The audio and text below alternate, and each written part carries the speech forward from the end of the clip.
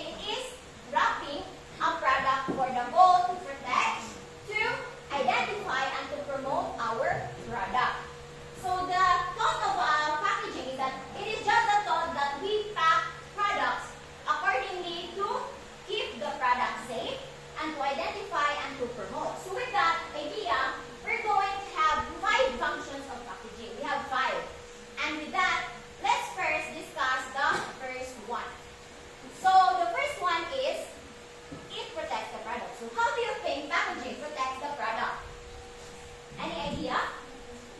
Anyone? Yes. How do you think packaging protects the product? Okay.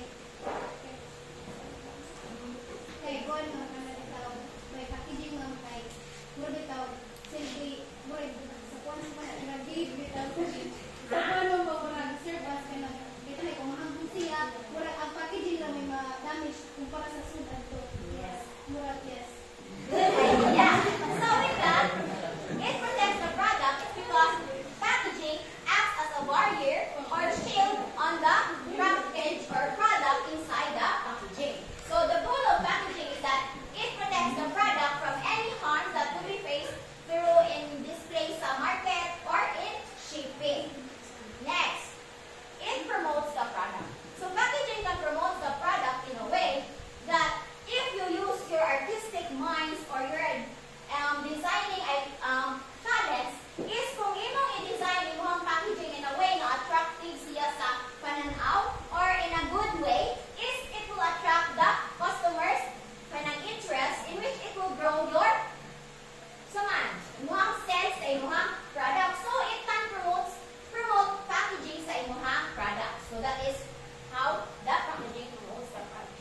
Next, we have here, identifies the product. So packaging identifies the product because sa packaging, so what have you noticed in packaging sa mga bukang? So kanya na-notice ano? Naay? Yes. Brand names, logo, yes. So ang packaging is nag-consist siya of informations na kuanin mo nga ang ganito nga product is made of nani nga materials or nani nga ingredients. So manay maka-identify si packaging sa imuhang product. Next, contains the product. So of course, packaging is how we wrap our product. So of course, it will hold our product or it will contain our product. Next, we have make the product easy to use. So how do you think packaging makes the product easy to use? Anyone? Anyone? How do you think? Yes. Share with yes.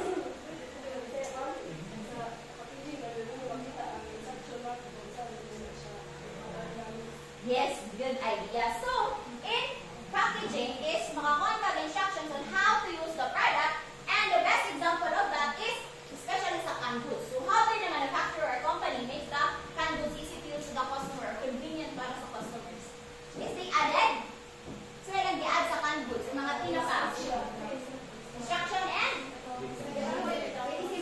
yes, if they added easy open plan para convenience sa customers and it will be easy to use. So those are the 5 functions of packaging. So with that, we have already know the functions. We need to know the materials that is used in packaging. And we have 5. Let's discuss first paper and cardboard. So of course, paper and cardboard is commonly used in packaging. It's because it is less expensive and easy to manage. Kaya, kung paper yung mga gamitan is dali siya mag-printan and dali po siya mag-photos. So, ang paper and cardboard also is good siya mag-gamiton in terms sa atong environment. So, why do you think? Because Yes, stand up. because it is waste. Yes, correct. Yes, it is biodegradable in which it will not harm our environment. So next, we have here wood. So a wood is a material also in packaging but not used commonly with direct contact on our product.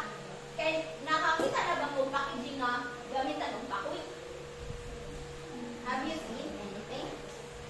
Wala pa. So ako sad, so wala pa sad kung kita product or clothes na gitutos of wood.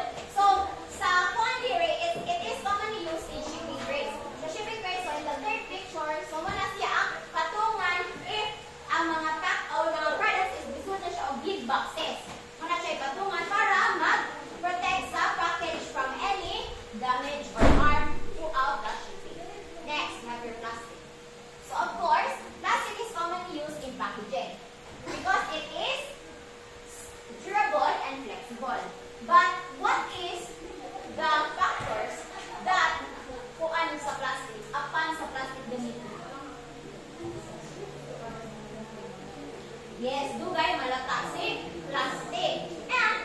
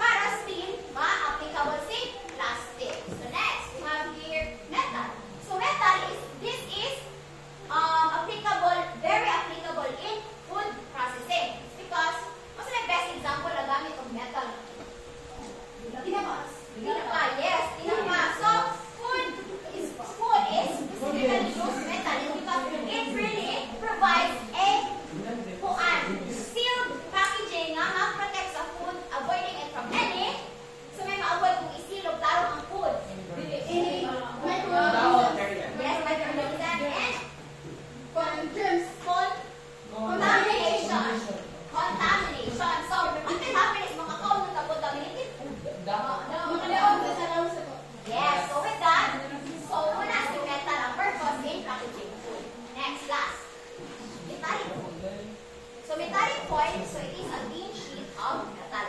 So ang metallic foil is, kaya na ba ang foil na? Yes. So commonly used in magbabagod. Yes, magbabagod. So in terms of packaging, nani iyahang forma?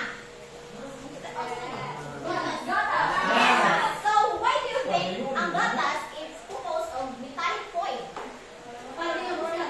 Yes. Kaya ang metallic foil is strong siya in which it really provides the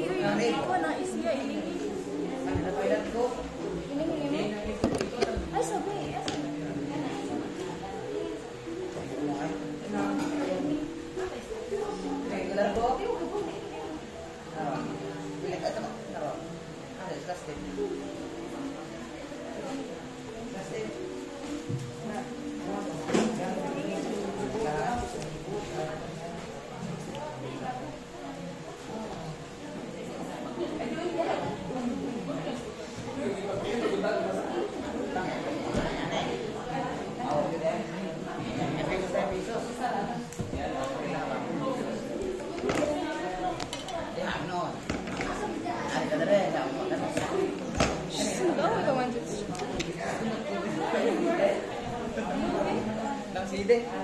Lo sa red. Lo.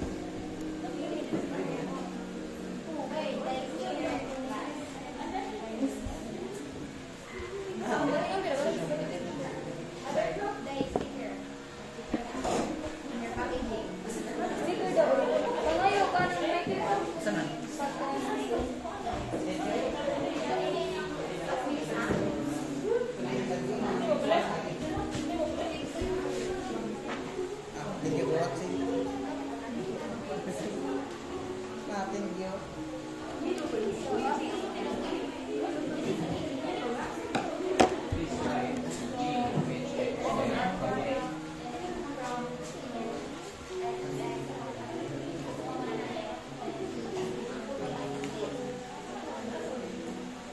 Wala din mo.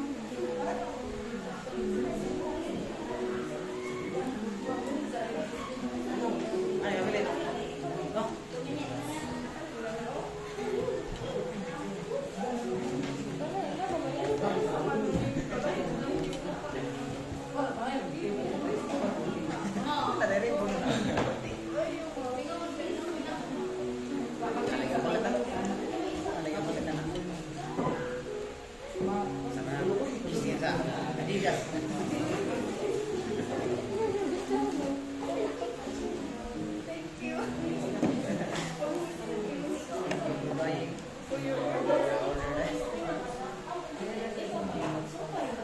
Sorry, agad kape.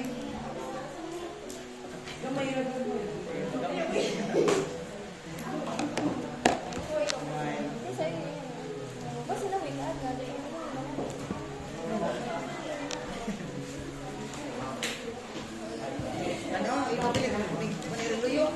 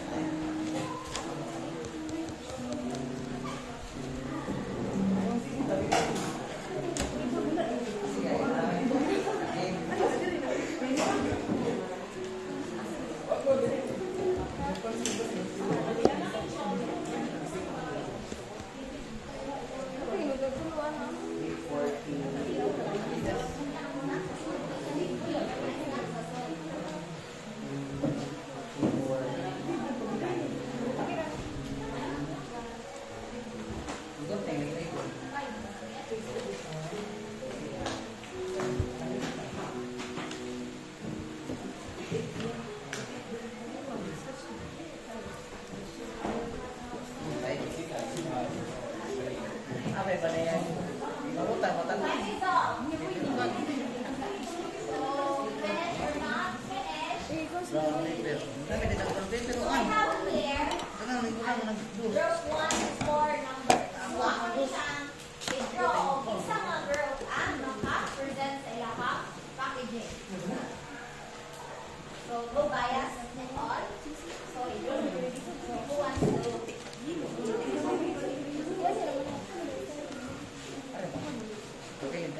So, two groups are present. Group 2 and group